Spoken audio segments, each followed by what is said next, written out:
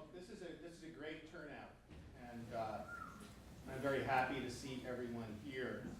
I'm Jeff Haynes. I'm the director of the Center for Asian and Pacific Studies and a professor of history here at the University of Oregon. And it's my great pleasure to welcome Dr. Peng Mingmin to the University of Oregon.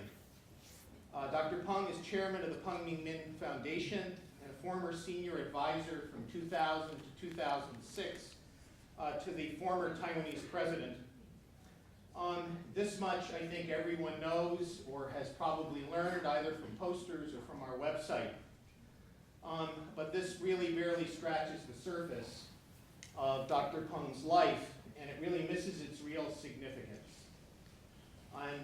You ask yourself the question, where do you begin when you talk about a man who is as extraordinary as Dr. Peng?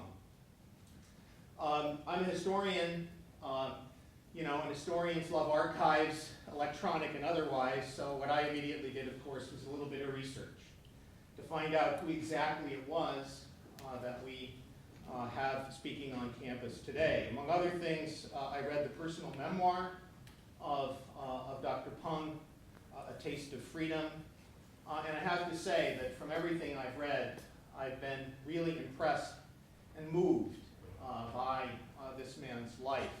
So I hope you'll indulge me for just a few minutes at the beginning of this talk so that I can give you some background to his life and help a little bit to put that life's significance in some historical context. Dr. Peng was born in Taiwan in 1923 into a family that above all prized education. And that, of course, is appropriate for us. Yet, as I think many of you know, the Taiwan into which he was born had been occupied by the Japanese as a colony since the end of the Sino-Japanese War in 1895. Dr. Peng's earliest education, with the exception of 1 year in Japan while his father did a medical residency, took place in Japanese-run schools in Taiwan. And he excelled from the start in his education. In the mid-1930s, he was sent to Japan, first to Kansei Gakuin in Osaka, then to the third higher school in Kyoto, and finally to the law department of Tokyo Imperial University.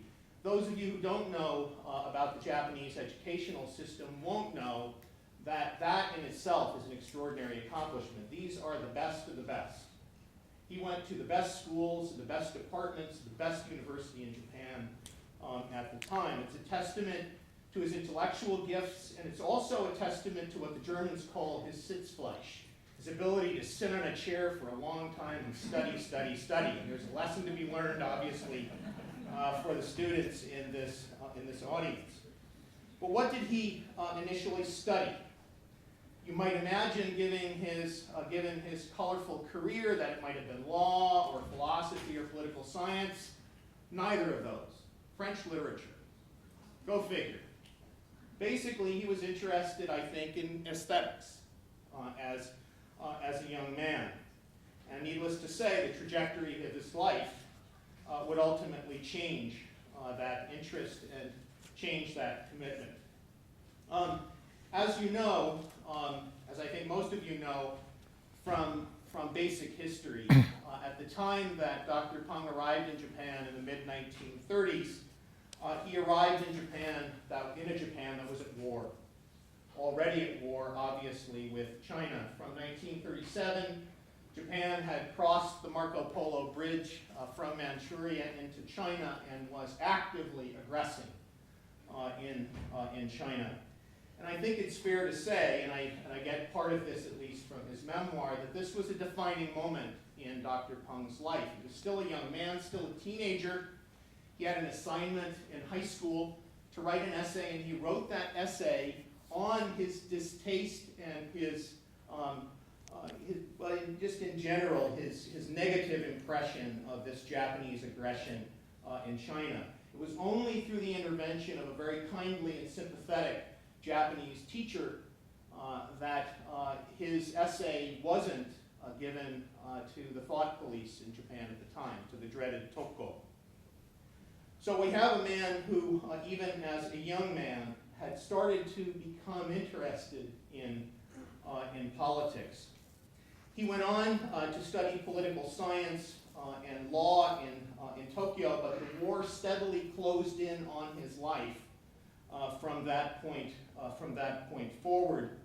In the early 40s, that Japan was closing in on that life. By the late 40s, and the mid 40s rather, of course, his life was in danger, as were the lives of all Japanese who found themselves on the archipelago, and particularly in cities. He left Tokyo in 1945, fled from Tokyo, as many people did, first because of the carpet bombing, then what later became the firebombing of some 66 cities by, of course, U.S.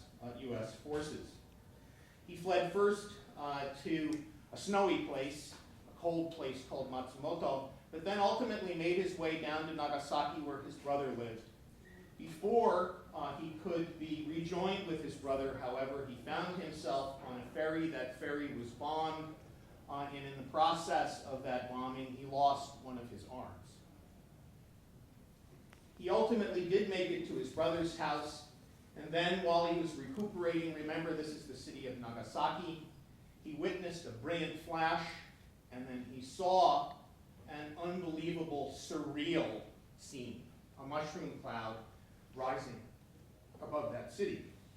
And this was the atomic bombing of Nagasaki.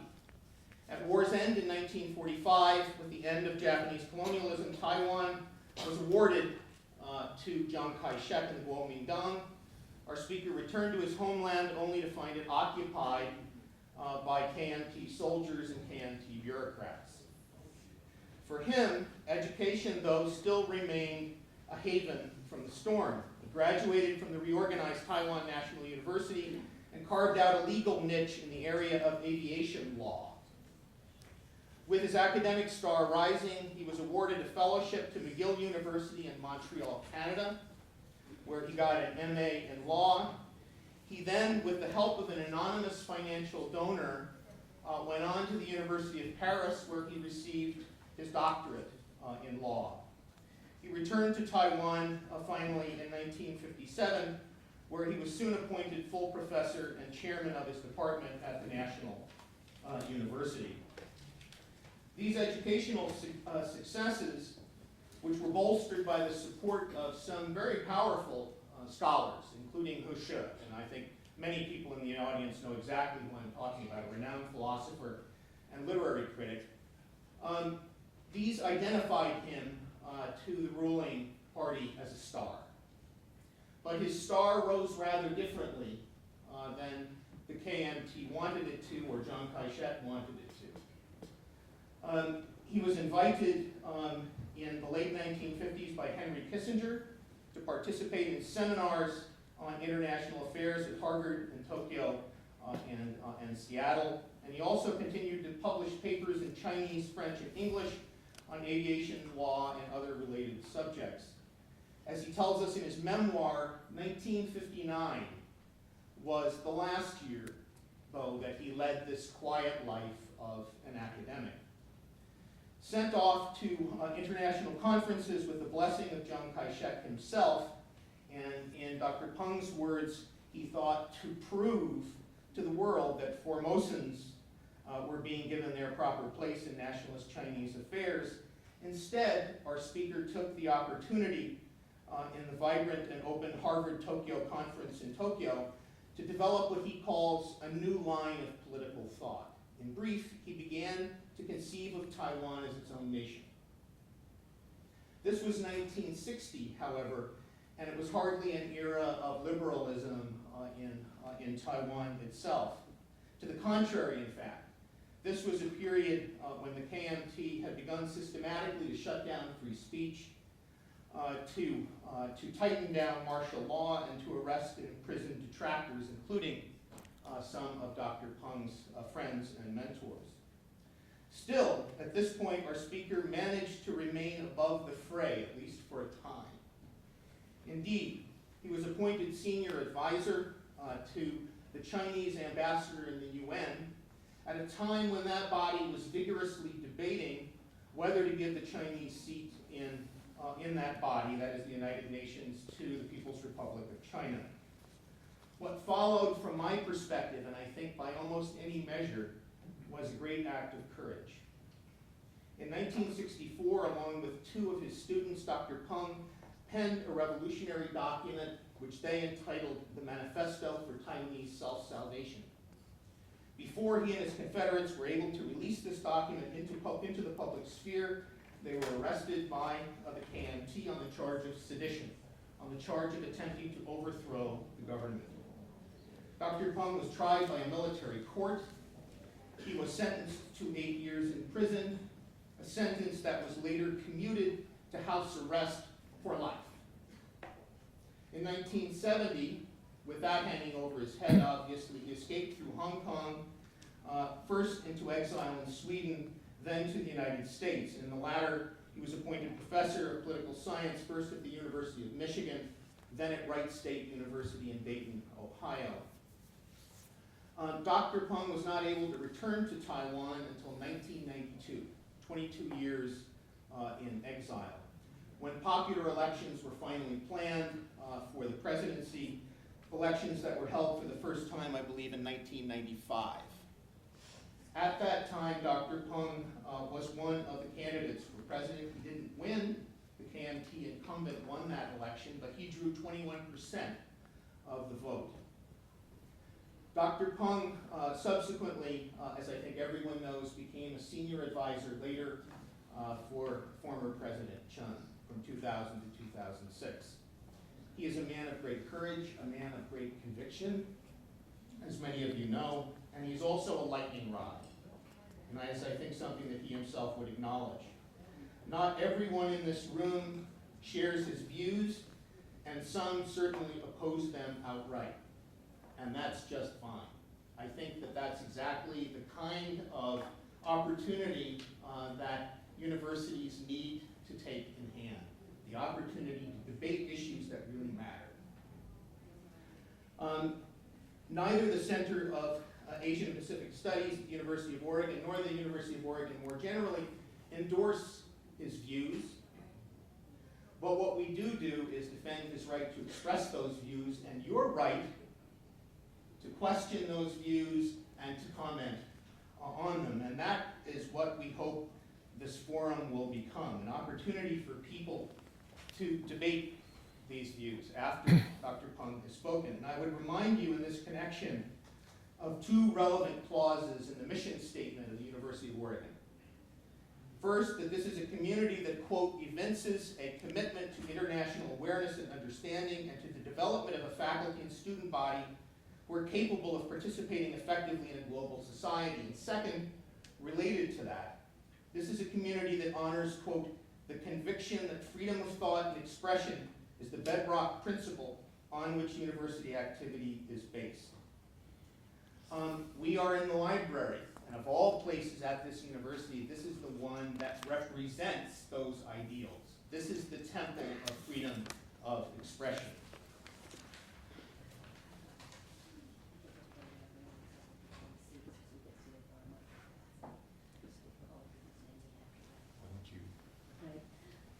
Good afternoon. This room can only have as many people in it as there are seats. So if you're standing and there isn't a seat that you can take, I need to have you leave because of the fire marshal rules. I'm very, very sorry. I see that it's being recorded. My hope is that we could get this recording to you on the web. So,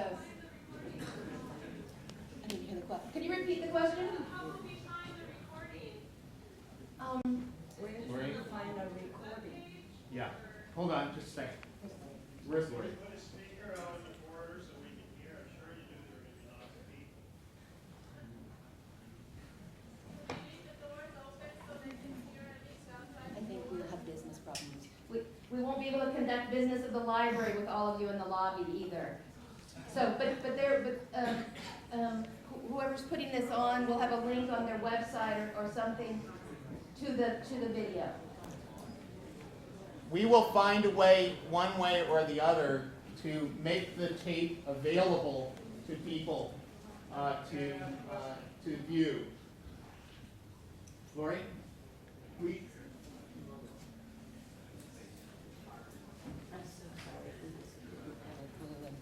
chamber knew that this was supposed to have something new and entering the foot. Well, but I know, but somebody had been here before the fact rather than after the fact, you know? Well, Is that Lorraine who's going to? yeah. I'm so sorry. I apologize to everyone. We tried our best to set this event up in a way that something like this wouldn't happen, but obviously we didn't think it through carefully enough.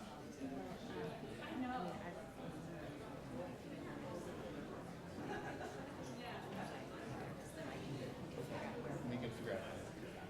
We will, what you should do if you want to see this tape, please contact either Lori O'Halloran or myself in the Center for Asian and Pacific Studies. We're not sure exactly how we'll get it to you, but we'll find a way to get it to you, I assure you. And again, I apologize for this problem, which shouldn't have happened. I want to just say a couple more words and then allow Dr. Peng to take the podium. As director of the Center for Asian and Pacific Studies, I am responsible for setting up this talk. And to be transparently honest, I'm delighted that it is taking place, and I encourage everyone here to engage the weighty and complicated issues that are involved, to ask questions, and to offer brief comments. And I gotta emphasize brief comments. That said, the title of the talk is controversial, as is the speaker himself. I would ask that everyone be respectful to our speaker and to the ideal of the freedom of expression. Please hold your questions and comments until Dr. Peng has made his remarks. Afterwards, there will be a question and answer period during which you can direct both questions and brief comments to Dr. Peng. And when I say brief, I'm thinking about a minute or so. After a minute, I'm going to point at you like this and start to make, make signs like this so that everyone who wants to make a contribution is able to do so. We set up a microphone here so that people can ask questions orally. If for whatever reason, if you suffer stage fright, unlike me, and you want to write your question down on a card, we'll pass out cards. And I think what we'll do in the question and answer period is to alternate between the oral questions and questions that appear on the cards. Finally, this is a monolingual society, sadly, and those questions should at least be, if they're addressed in Chinese, then they should at least be translated into English for dumb Americans like me, who won't otherwise have a clue of what is going on. We'll try and hold open the question and answer and comment period for about 30 minutes after the lecture, at which point there will be refreshments for everyone in the back of the room, and I'm sure that Dr. Peng will be happy to talk to some of you informally during that reception. Now, with no further ado, please welcome Dr. Peng Mingmin, who will offer his answer to the provocative question, who owns Taiwan?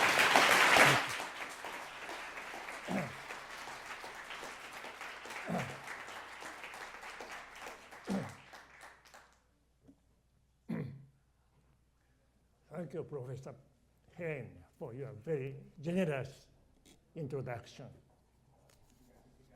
Ladies and gentlemen, I am so pleased to have this opportunity to share some of my thoughts with you on the issue of Taiwan.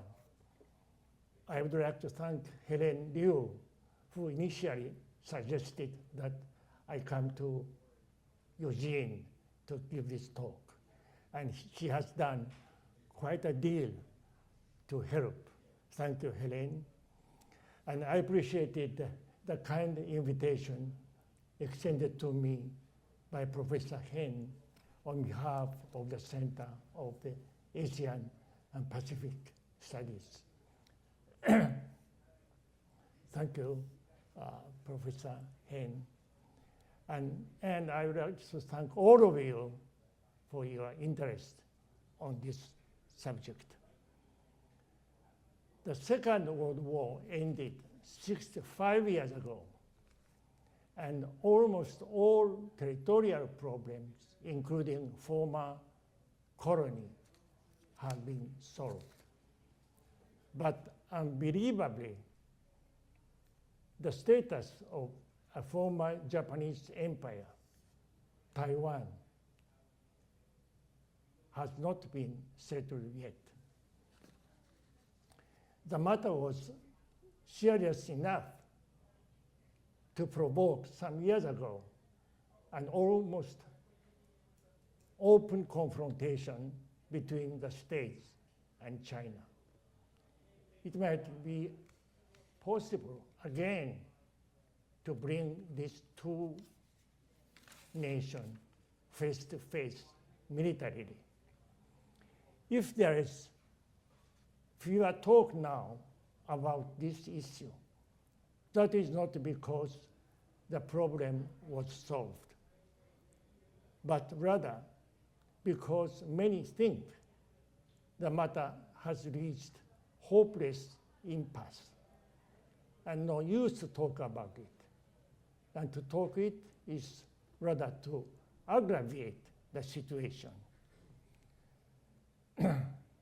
The President Obama, in his recent trip to China, he glossed over lightly this issue. In the same vein, he has avoided to receive Dalai Lama in White House before he went to China. What is the issue? Simply put, the issue is to whom Taiwan should belong, who has a right to govern this island. First, the brief history and geography of the island. Taiwan is about the size of Holland, population 23 million.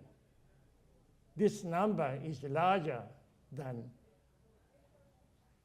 the 3/4 of the individual member of the United Nations. It is situated about 100 miles away from China continent. It is at the hub of Asia, straddling the key sea lane linking Southeast Asia to Northeast Asia.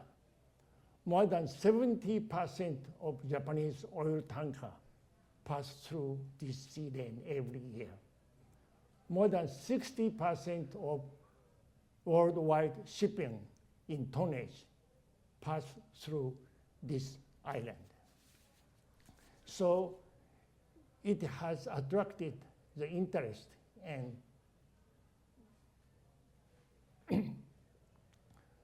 attention of some country at very earlier period, including the United States, France, and Japan. Dutch occupied Taiwan for 38 years in 17th century. At the same time, Spanish too occupied a part of Taiwan for 16 years in the same century. And afterward, the family of Chen has established an independent dynasty in Taiwan for 3 generations, for 22 years. And at the later part of 17th century, Qing dynasty of China proclaimed Taiwan to be its colony. That was late 17th century. But until the end of 19th century, no country, including Qing dynasty, had ever exercised effective control of the entire island.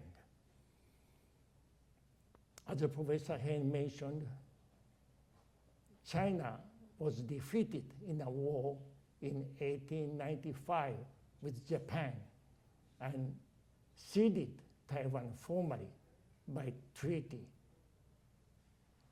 to Japan. Thus, from 1895, Taiwan has become a Japanese colony. The Japanese rule lasted exactly 50 years until the end of the Second World War. The Japanese rule of Taiwan was harsh but efficient. It has built up Taiwan from the most dangerous and backward country into the most advanced and industrialized area in Asia. The Second World War ended in 1945 with the defeat of Japan, with the surrender of Japan. The Allied power ordered the nationalist government to occupy Taiwan in 1945. But soon after, the civil war broke out in China, and the nationalist government was defeated or escaped to Taiwan and established itself as a government in exile in Taiwan in 1949. And at the same time, this government proclaimed the martial law in Taiwan, which lasted almost 4 decades, the longest martial law in modern history. The martial period in Taiwan is referred to now as the period of white terror. The nationalist Chinese government rule of Taiwan was brutal, merciless, and punishing. The dissidents were arrested, tortured, and killed.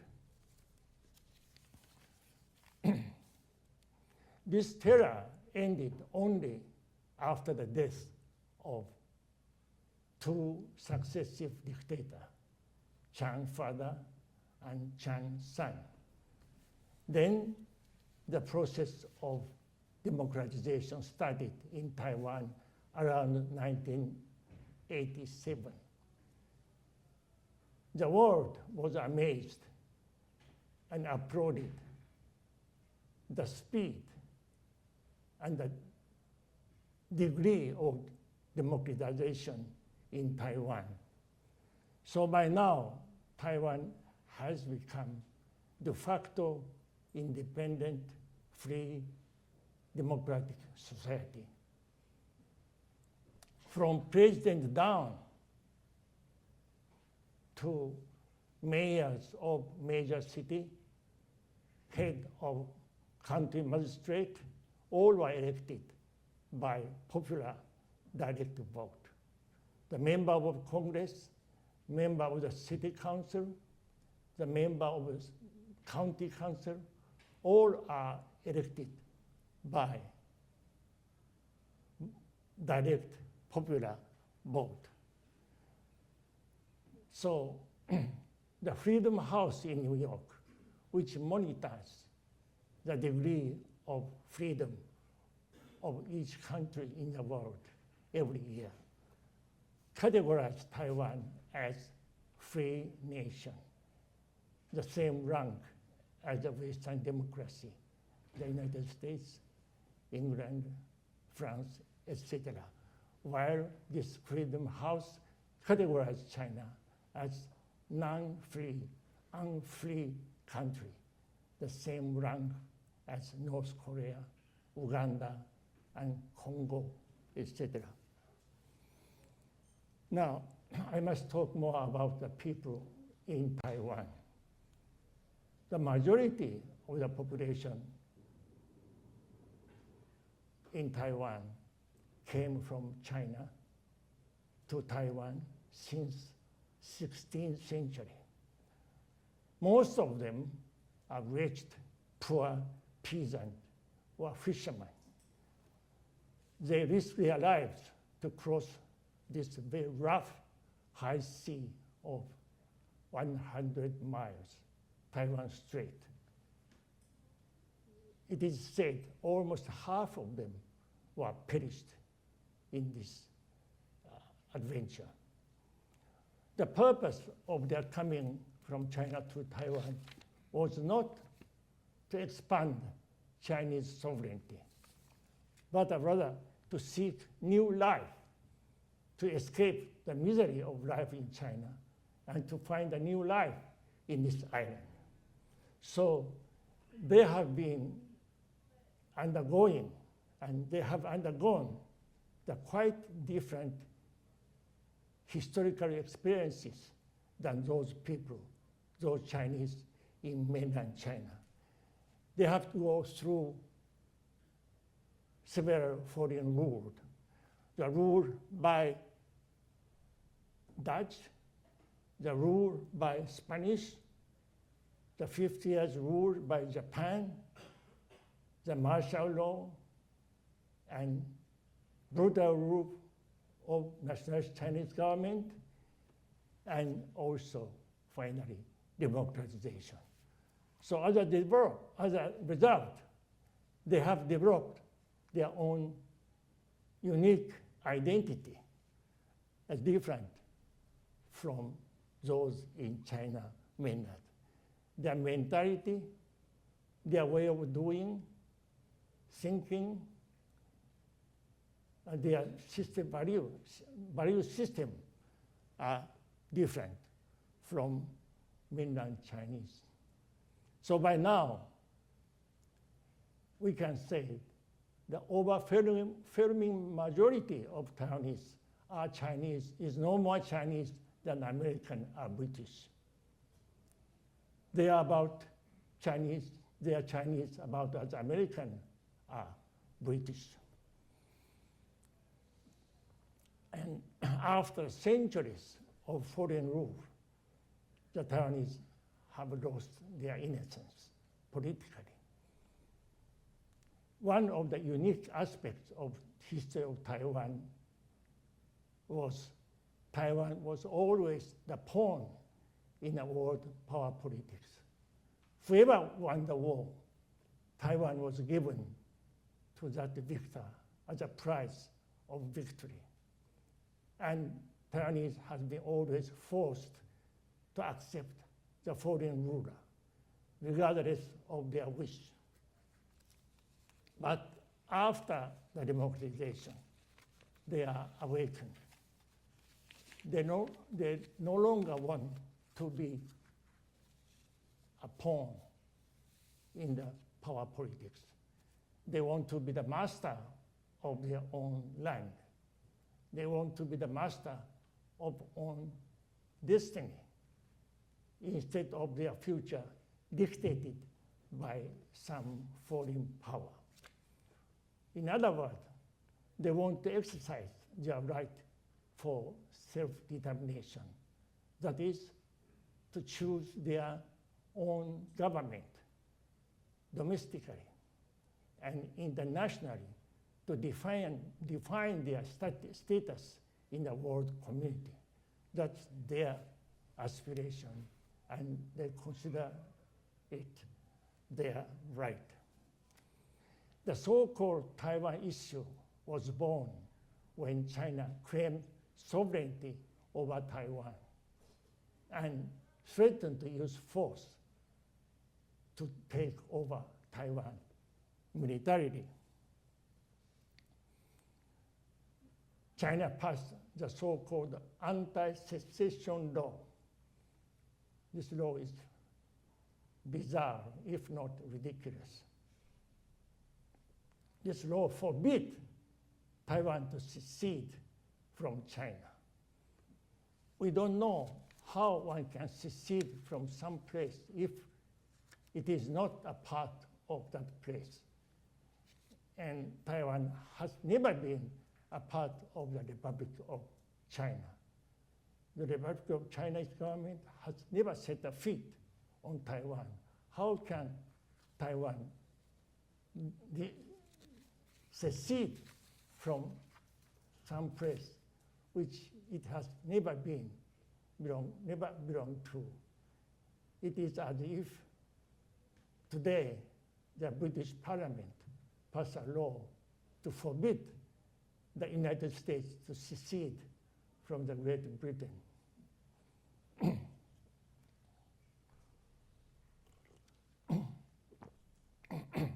What is the basis of Chinese claim of sovereignty over Taiwan?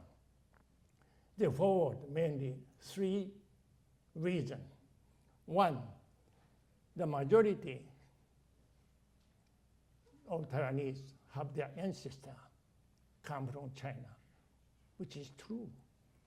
Second, more than 100 years ago, Taiwan was a colony of Qing dynasty in China. That is true too. But those 2 points, 2 reasons, could be the basis of claiming the sovereignty of this land. Let us put it this way. There are 2 countries, A and B. The inhabitant of country B, their ancestors came from country A. And country B, once, some hundreds years ago, belonged to country A. But this fact gives A the right to claim the sovereignty over country B. If this is so, there will be an endless claim and counterclaim in many parts of the world. And there will be a perpetual war in the world. I am afraid that Great Britain would be the first to claim the sovereignty of the United States. And Spain could claim almost all of Latin America. And Portugal could claim Brazil. And this list would be endless.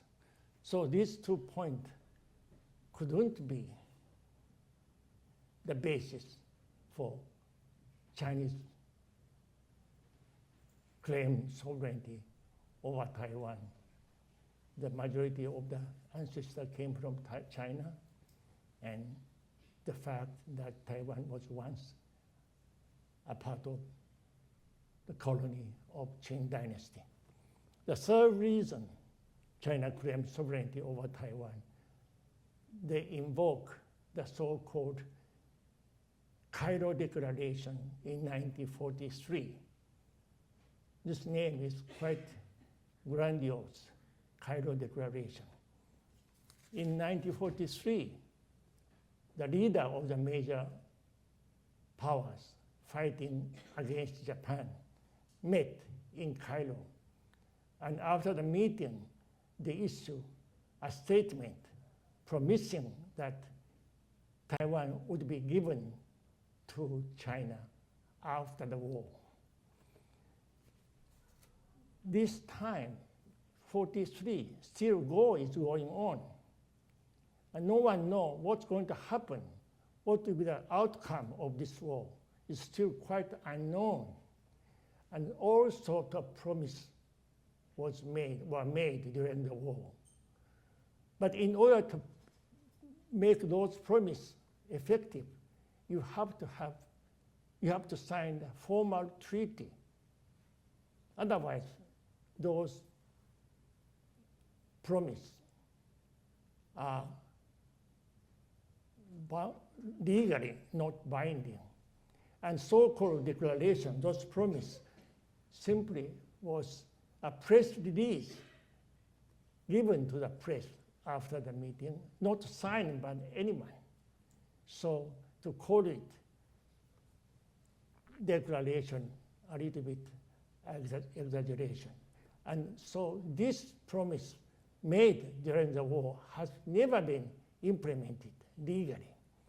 The only legal document binding the party concerned are 2 peace treaties signed between Japan and China.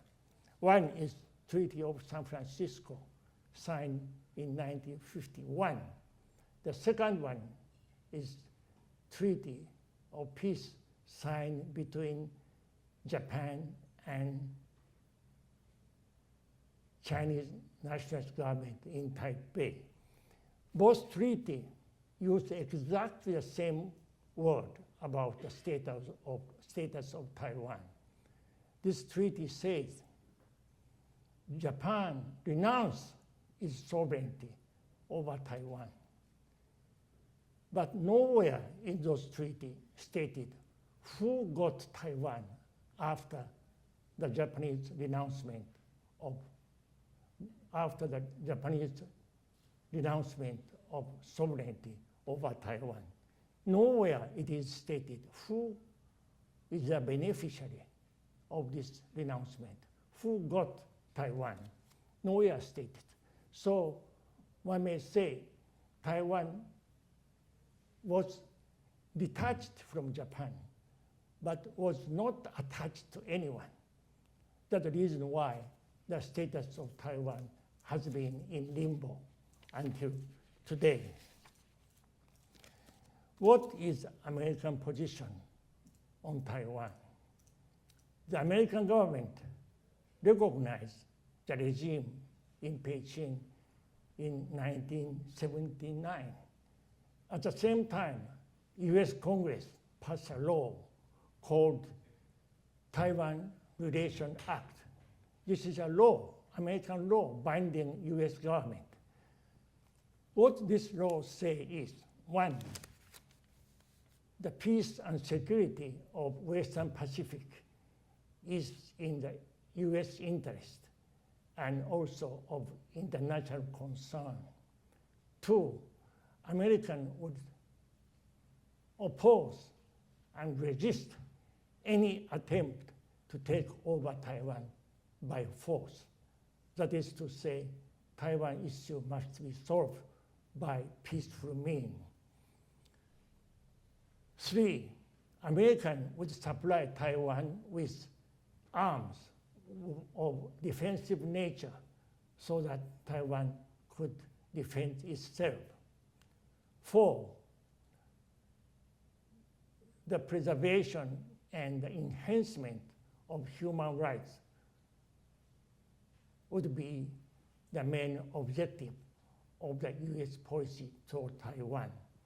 So here you see, on one hand, China vowed to use force to take over Taiwan. On the other hand, US said US would oppose, would resist, would help Taiwan defend itself. So the two nations are in collision course. Here are the positions taken by three major parties concerned of this issue. China said it wants to take over Taiwan by force. US said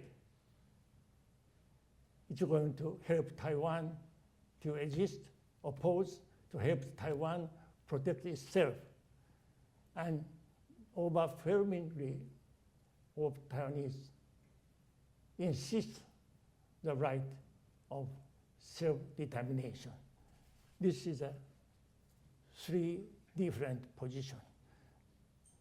And the stalemate remains until today. Here are some observations. One,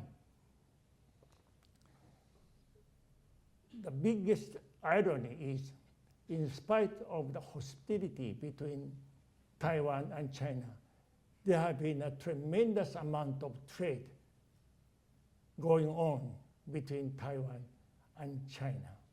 Taiwan is actually the largest investor in China in the world. But in spite of this, a great deal of trade, because of the position, legal and political position of two sides are so different, many obstacles remain. For instance, if an aircraft carried a passenger or air cargo from Taipei, Taiwan, and flew to Shanghai, China, what is this flight? is this international flight or domestic flight? China says this is a domestic flight because Taiwan is part of China. Taiwan says this is an international flight because two are different countries. This is not a semantic problem. This makes a difference. If it is an international flight, then International Convention on Air Carriage or Aviation apply. And foreign air carrier may demand that they can participate in this airline flight. This is if it is international flight. But if it is domestic flight, then this is cabotage. Then it could exclude foreign carrier from this flight. This is only one example because of the different position taken two parties. So those political and legal obstacles remain quite a number of things in this field. Observation 2. In accordance with U.S.-Taiwan Relations Act, U.S. government is bound to sell arms to Taiwan, and Taiwan always purchased arms of defensive nature from U.S. because China deployed over 1,000 missiles in their coast, all targeted to Taiwan. And this number is increasing every year by 50 to 100.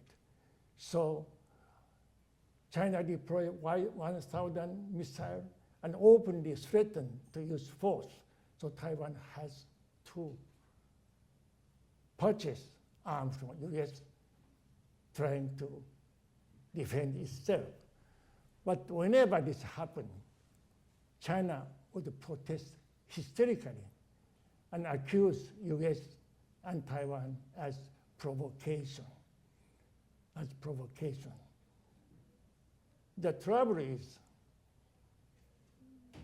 whatever China dislikes, they will call it provocation. Democracy is a provocation. Freedom is a provocation. Election is a provocation. So they think those purchase of arms is provocation and accuse U.S. and Taiwan as provocation. If one is threatened by violence, and if one takes some measure for self-defense, if this is called provocation, then you are giving the new meaning to the word provocation. Third, one may ask why you don't sit down, why both sides sit down and talking over about their difference. Taiwan is willing to sit down anytime, anywhere to talk with China about the difference. But China always set up a precondition. They said, you must first admit or accept Taiwan is a part of China, then we can talk. But this is exactly the point of dispute. If Taiwan accepts beforehand it is a part of China, nothing will be left to talk about.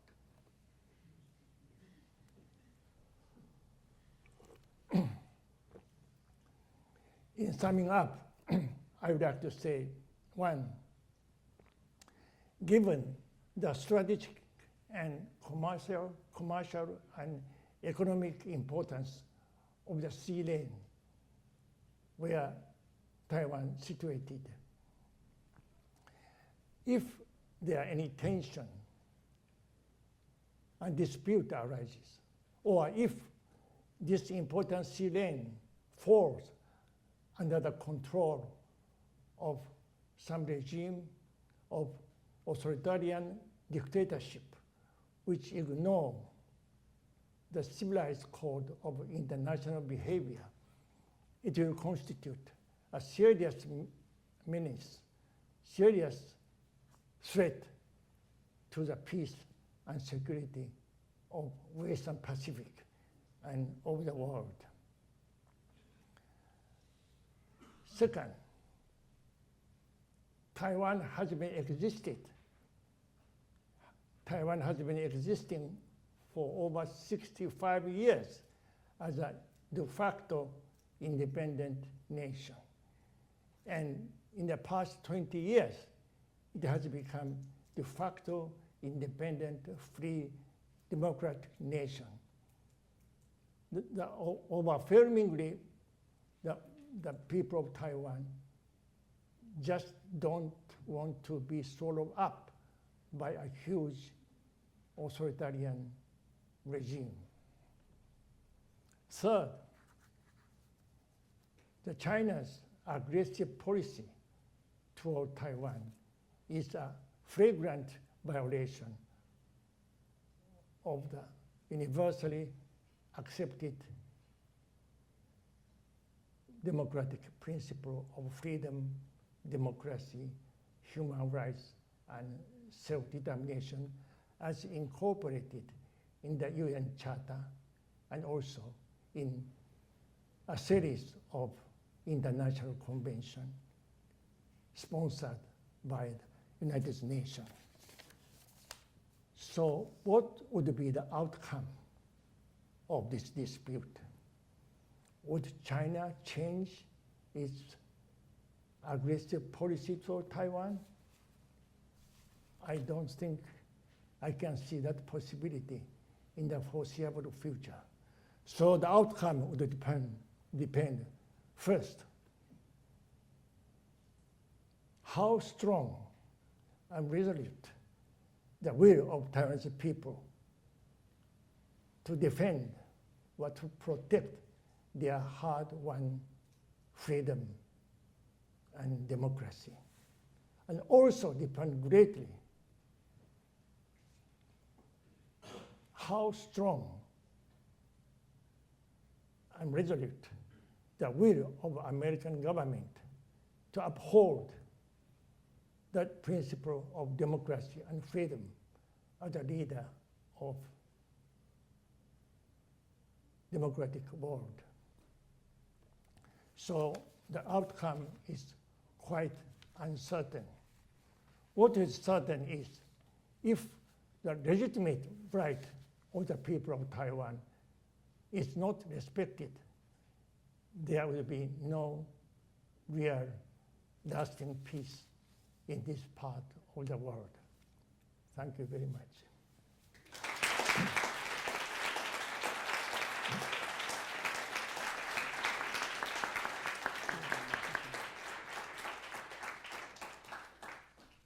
Well, Dr. Peng will entertain questions and, again, brief comments. Please be respectful to other people who may have things to say, so try to keep your comment, if it's a comment, to a minute or so.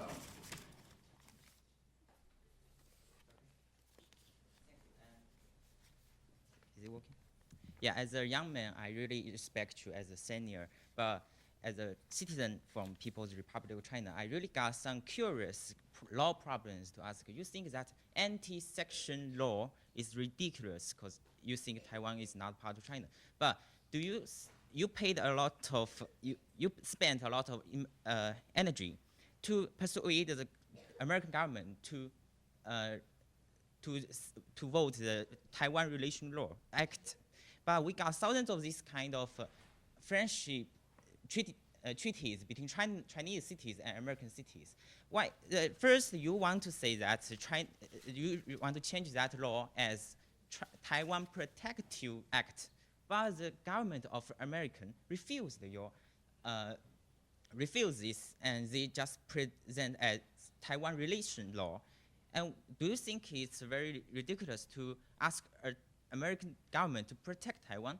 And you think it's unfair that we say that Taiwan is part of China in our laws. But don't you think it's very unfair that in your constitution you say that the main whole China, that the whole China mainland is part of Republic of China?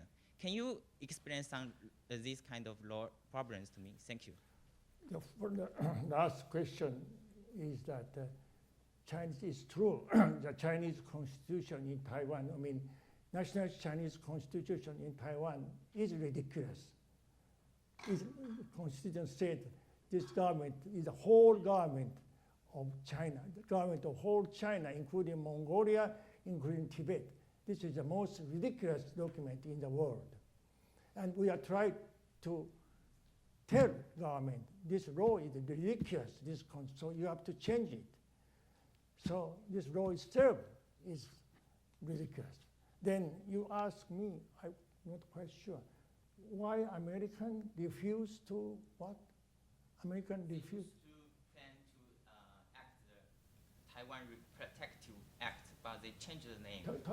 They are obeying the law and they are selling the arm to Taiwan. No, they say didn't. provide, not sell. Pardon? They say provide some arms, Yes, but not to sell. Taiwan, yes. Yeah, but provide and selling are different. Because Taiwan is threatened by China. And so Taiwan want to defend itself. So Taiwan purchase arms of defensive nature from US. And US law also said US should do that. So that is the situation.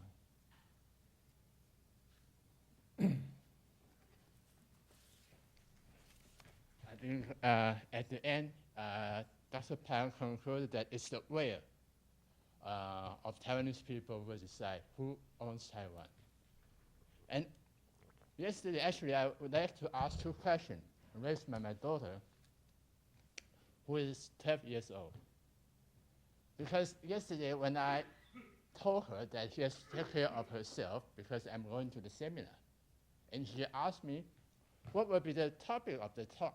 And I told her, we just moved from Taiwan in August last year. I said, it's who owns Taiwan? Then she looked at me in a great puzzle. In a democratic society, who owns Taiwan? Who has to ask the question like that? Why don't we, actually be the way of Taiwanese people? Okay, that's one question. And actually, the second question also asked my daughter, a 12 years old girl. She told me, Dad, do you foresee there will be a violent opposition if China against Taiwanese will try to annex Taiwan? Can you foresee there's a violent opposition? I think here in the back. So the question was, can you foresee that there would be violent opposition if China tried to annex Taiwan? Okay, this microphone goes to the videotape. It doesn't unfortunately broadcast to the back of the room, so people can't actually hear the question. So I'll try to see if I can get them right. If I'm wrong, if I get your question wrong, then correct me. The second question I will answer first, that no one knows what will happen if China try by force to annex Taiwan. No one knows what's going to happen. And I don't quite follow your first question. Your first question was? Why Taiwanese people don't exhibit their will, okay? They are actually the owner of Taiwan because it's a democratic society. Because it is Taiwanese think they have a right. This is their own land. Because China tried to attack Taiwan. So they said, why you attack us? We don't threaten you. Why do you threaten us? That is a question. What I'm trying to say, why don't we make it clear? I think maybe it is made clear. What? Got the message is that you try to refute that Taiwan is part of China from historical perspective. Okay? But I mean, even Taiwan formerly owned by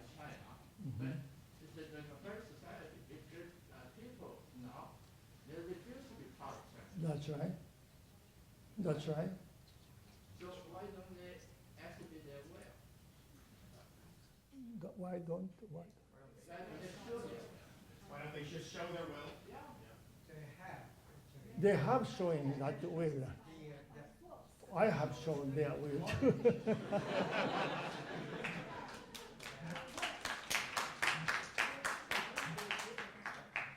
I think it's clear if you follow the event, if you read the newspaper in Taiwan, if you listen to the Taiwanese public opinion, there's a poll Taiwan carry out very often.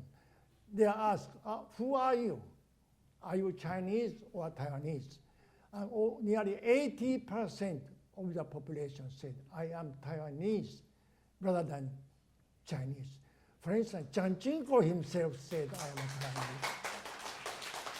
And President Ma himself said, he will be Taiwanese even burned to ashes. Hey, we have a question on the card, and I'm going to say it very loudly. I don't think I need a microphone, probably. No, you don't. Maybe I'm hard of hearing. Don't you think that before gaining independence, Taiwan should reform its system and society from within, then go for independence? I don't think these two contradict themselves. Taiwan needs reform. As you said, the constitution is ridiculous. I am always saying this constitution must be rewritten. You have to have a new constitution applied to Taiwan itself. So this kind of reform is necessary. And democracy, of course, remains to be desired, the quality. As, you have a 200 years democracy, but still have a problem. We have only 20 years democracy, and a lot of problem, I admit it. But that is a democracy. You have to struggle and try, error, reform, try and error. That is a process we are pursuing now. Xixi, ni hao, and welcome to America. Hi. I'm a Vajrayana Buddhist priest, and I am also Taoist and greatly love the teachings of Lao Tzu. I strongly support self-sovereignty for Taiwan. It's a different kind of experiment. My core question, dear friend, is this. America and Europe and other countries greatly militarily support mainland Chinese Communist government. I know this quite directly. I was the science and cultural advisor to two important peacemakers. One was General Jack Kidd, who was the head of the Air Force Safety Center, and we sent him to Gorbachev. The other one was Colonel Bob Bowman I worked with, who was the head of Star Wars under two presidents. And they quit the Air Force because they thought Reagan was about to start World War III. Why is this relevant? Most people do not know the following. I'll try and be brief. Chinese Communist government makes 65,000 computer attacks a day on our Pentagon. 65,000 a day. They also received very advanced computer and radar technology from Siemens in Germany. Also, Secretary of Commerce Ron Brown under Bill Clinton, without the approval of our Department of Defense or CIA, sold them our most advanced ICBM targeting capabilities. So they're as good as ours now. They went from 30 meters to 2 meters, and then their general threatened Los Angeles. They said they were going to launch an ICBM nuke on Los Angeles. Then, of course, the biggest thing is the satellite they shot down, showing they could make all of our global positioning satellites blind. I say to us that the aggression of the Chinese Communist government on the Taiwanese people is a terrible thing for you, but it's also one of the two greatest flashpoints for the beginning, hopefully not, of nuclear war. They have more submarines than us now, not as advanced. I think the key thing is for us to have a big global debate in the United Nations and elsewhere about how we continue to empower the Chinese military. Boeing has a facility there now, Microsoft does too, IBM headquarters are there. We have to find a way to reduce the military enhancement of mainland China.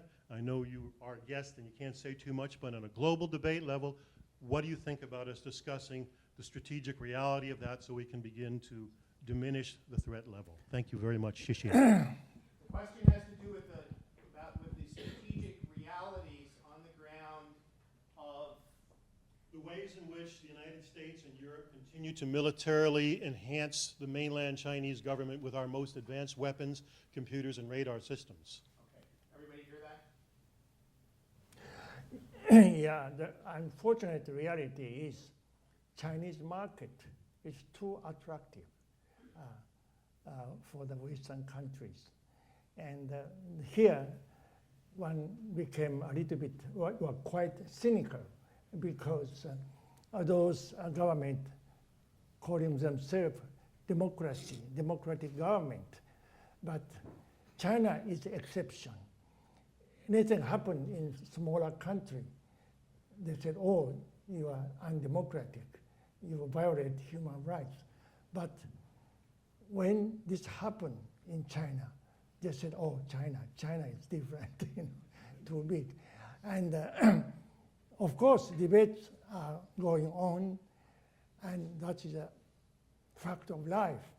You pursue your idea, but reality, there's a conflict, but you do whatever you can. And reality is Chinese market. Of course, how good market is, I think is quite a lot of myth there, but still it's 1.4 billion people. If each of them my one noodle, it's needle, then it's a huge amount.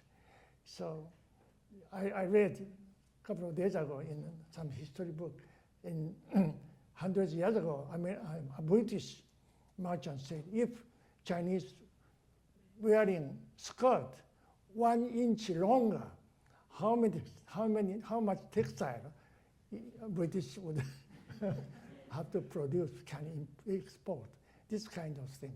So there's always conflict. Big capitalist, big company, including Japan.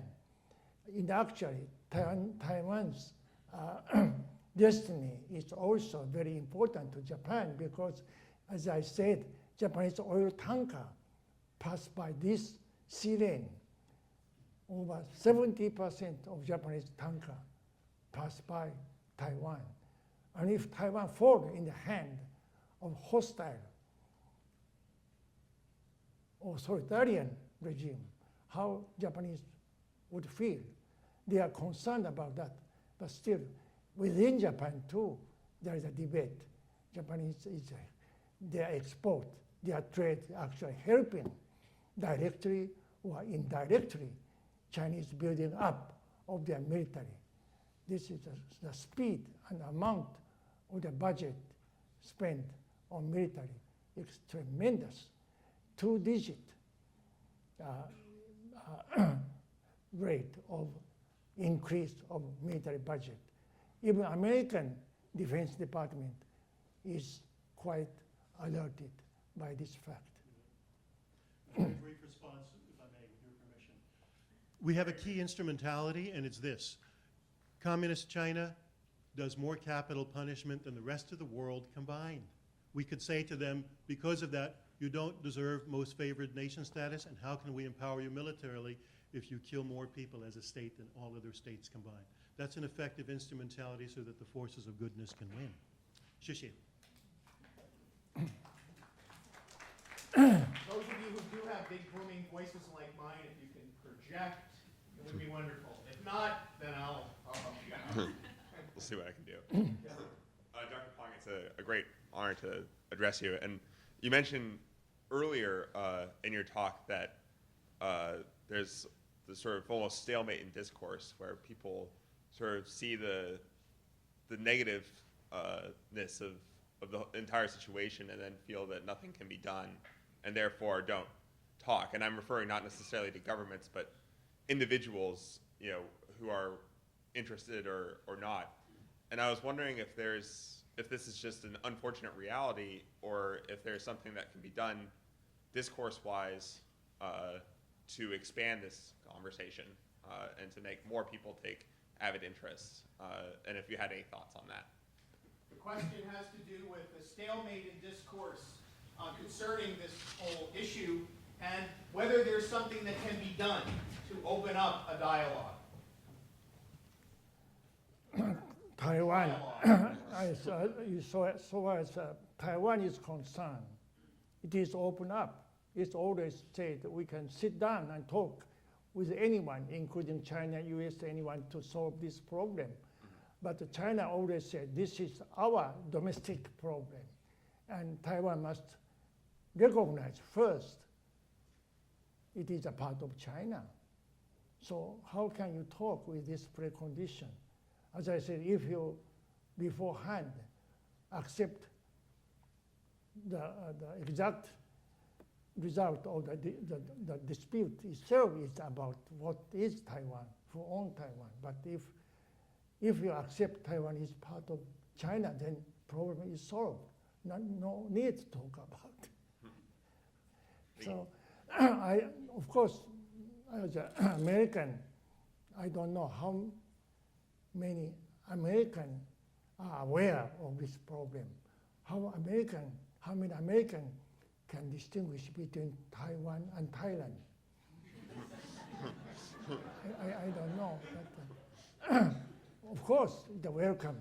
The American start to talk more about Taiwan issue. Thank you. Does it work? No. Yeah, it works, but it's attached to the video projector, not so. Okay. I'll try Well, to listen carefully. Thank you very much for a wonderful talk. And the part that I appreciated most about your way of addressing the question of Taiwanese political independence is precisely that in your address today, it remains a political question, and you didn't mention anything about the cultural aspect of things, which I actually very much appreciate, because I think for me, with my limited knowledge of contemporary politics and cultural politics in Taiwan, I found that one of the most confusing aspects of all this is the uneasy, ambiguous linkage of certain political positions with ethnic identities and linguistic identities. And I was wondering if you could share with us your position on that linkage, because it doesn't seem to me very clear that there has to be a direct link between the kind of political position that you would take and then the cultural, ethnic identity or linguistic community to which you belong. And I was wondering if you could share your perspective on that.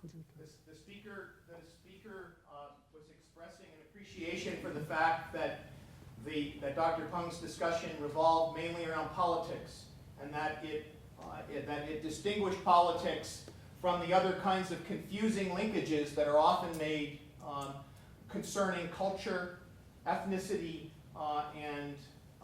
and language.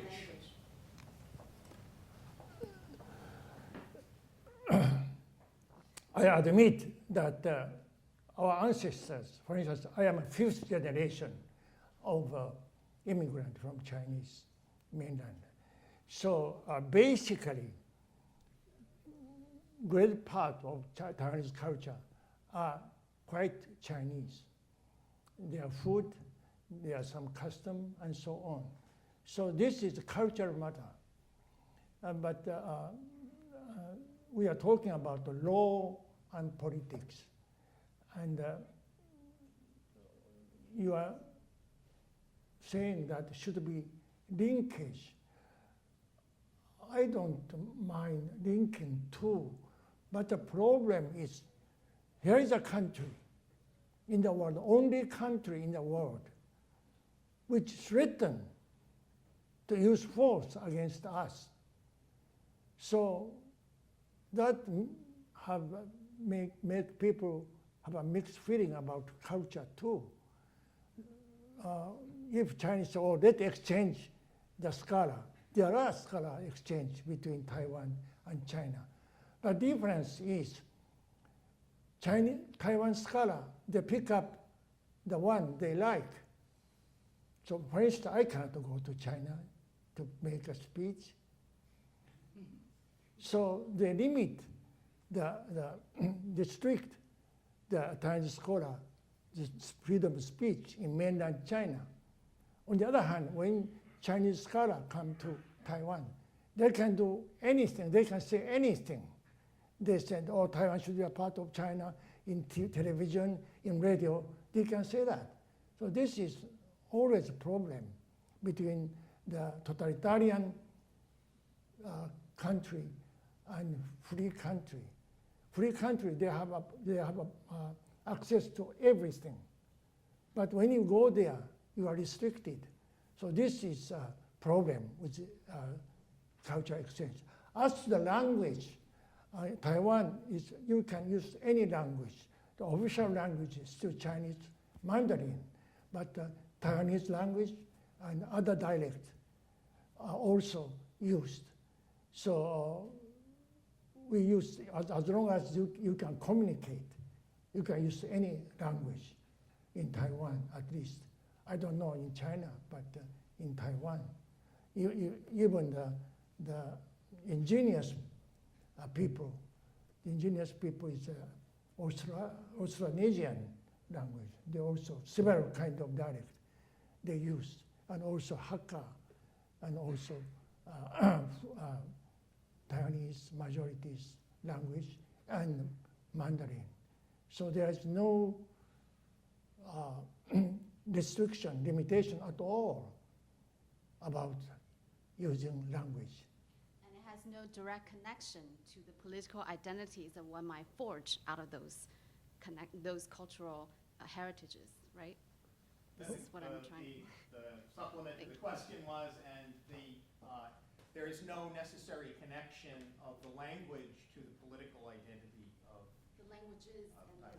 No, because as you said, Americans use English language, British use English language, but your political identity is different. So there is no connection. I think there is no connection between Chinese language and politics. So it's my turn, right? Yes. At the first, I don't want to thank you because I will thank this freedom country. The guy give me the chance I can stand here and talk to you. And I don't want to use the English to talk to you because my English is not enough better than you. So I will use my first language, use the Chinese to talk to you. So 据我所知，我在网上面已经收集了很多资料。您在台湾出生，你5代在台湾，然后在你旅居日本期间，你的左手 your left hand is blocked by the American.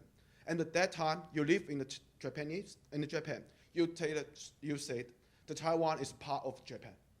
And now you say that Taiwan needs independence of the world. I don't know why. So you change your mind, you know that?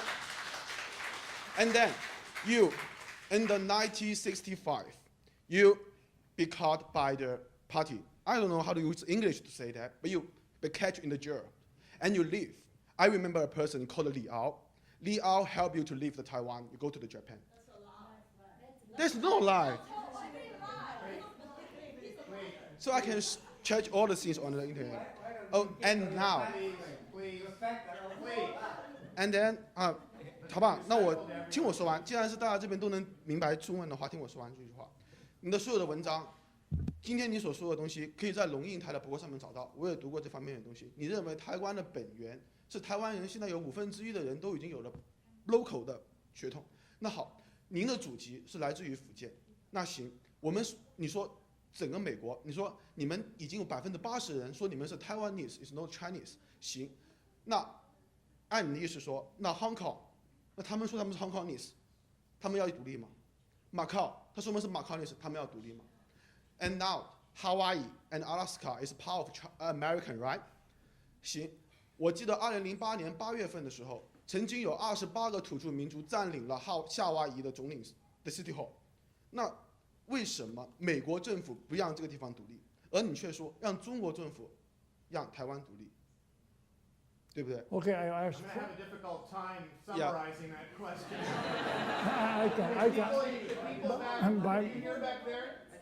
By my answer,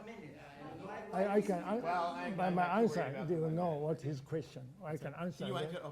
Okay, you say I was Japanese. Why I changed my mind to become independent advocate? I was born under Japanese administration. I didn't ask to be a Japanese. I was born there. So I automatically, as anyone come to the States, born in the Do States. you want the Taiwanese to say they are the Japanese? Pardon? So you want Japanese, right? I was born, and so anyone born in Taiwan are Japanese. So you want Taiwan to become a part of the Japan? Pardon me? So then I was very anti-Japanese at the time, but I can't help it because I was in Japan. Okay.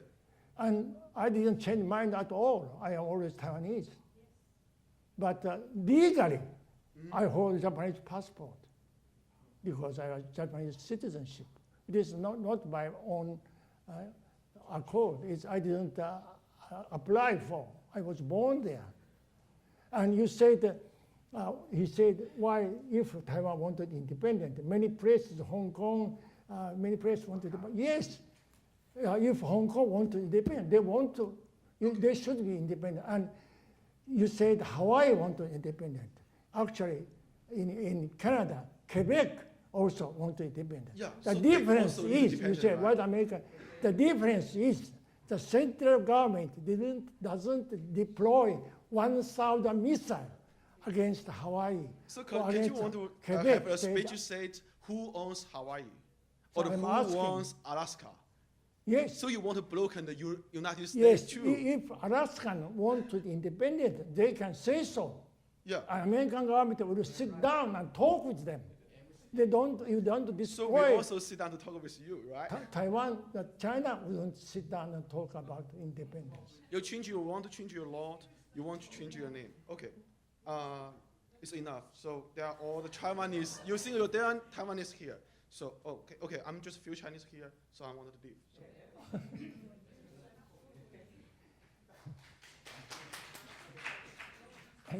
What he said is, if Taiwan has independence, so Macau want to be independent, Hawaii want to be independent, Alaska want to be independent. I said, why not? If they want, the American government will sit down and talk to them instead of deploying missiles surrounding this area and said, I'm going to shoot you if you talk about independence. That's a difference. So how about Singapore? Most of them are Chinese, so-called Chinese, but they don't think they are Chinese. Just said, if you ask a Singaporean, I think they will say, we are not Chinese, we are Singaporean. That is the same as Taiwan, yes. Yeah, I just have a piece of information for everyone here. Recently, there is a book titled Taiwan Disaster, written in Chinese, Hanji, okay, published in Taiwan. And in this book, it said that true reason that China want Taiwan is want to maintain their communism regime, because Taiwan now present a big threat to communism regime. The reason is that Taiwan's freedom democratic system is project emit or too much impact on Chinese mind and encourage or stimulate their image to pursue for a free and a democratic society or democratic nations. And that is the worst thing that the Chinese government worry about.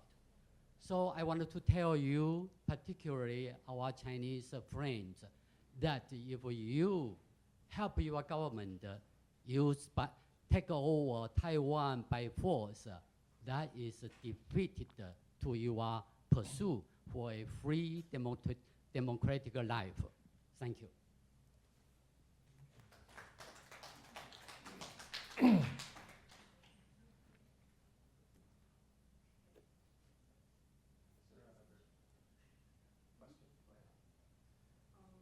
Hi, Professor Peng, or I can't remember your name. I'm sorry. Thank you for sharing your opinions here. I'm from Hong Kong, but I've lived in Beijing for my whole life. So I kind of consider myself something. And my grandpa is a communist, but he got into jail for some reason because the Communist Party didn't like them anymore. So I think I kind of know how scary the Communist Party is.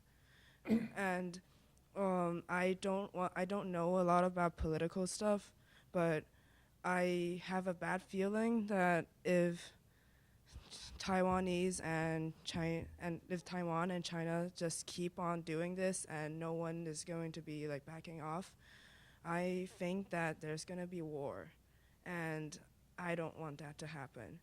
So, because I think I cannot say how aggressive the Communist Party is, but I think they are very scary, that they will kill a lot of people.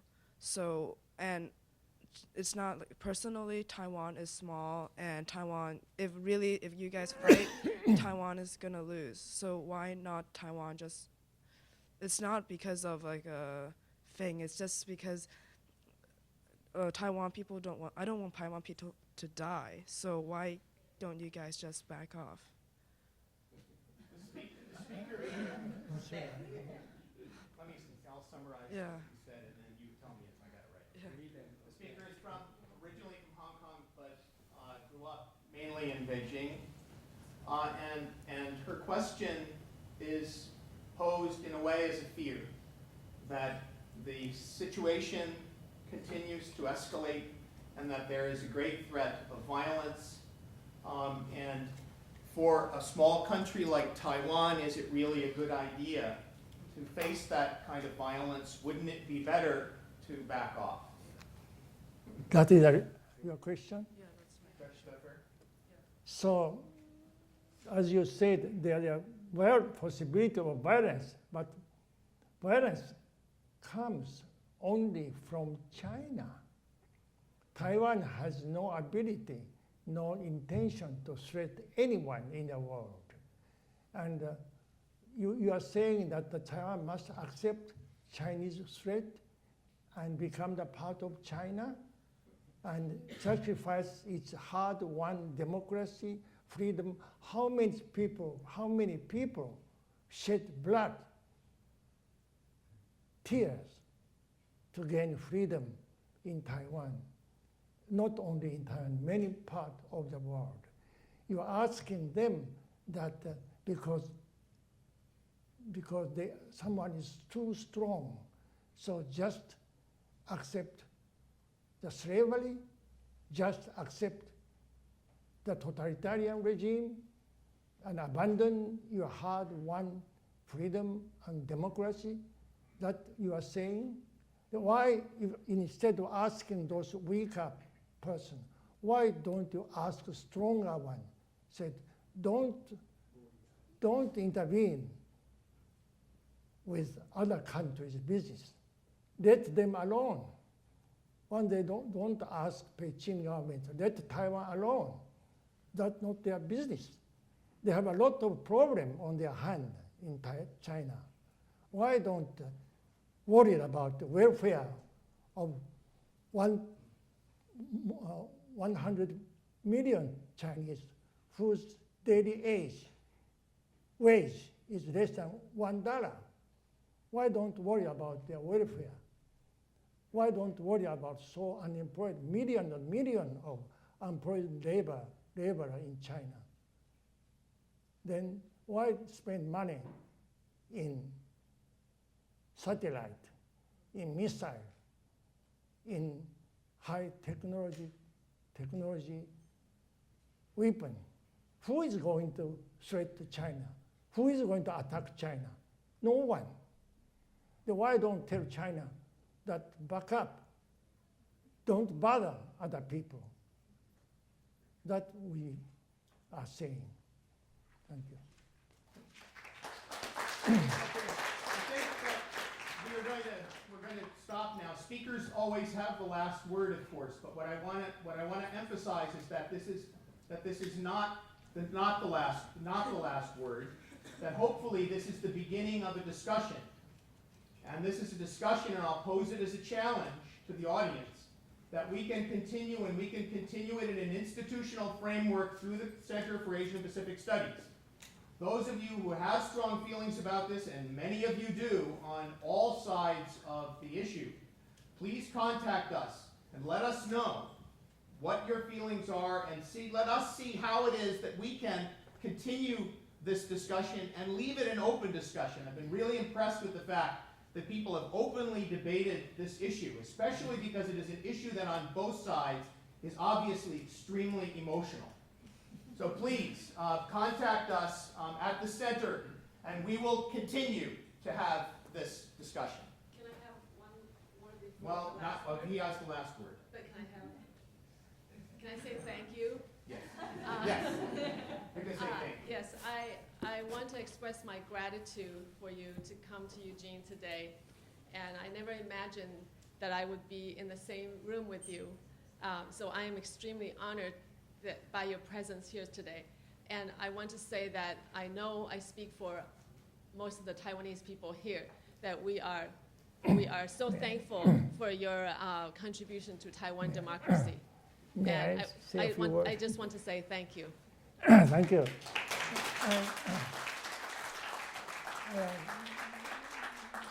Very much enjoy this meeting. I'd like to say that for American, maybe freedom and democracy are taken for granted.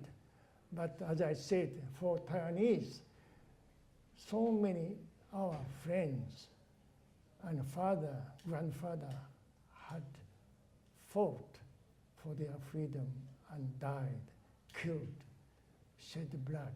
So freedom and democracy is a precious treasures for Taiwanese, and we cherish it. So to say that why don't just give up and go along with China, that is not the thing. No Taiwanese want to accept. Thank you.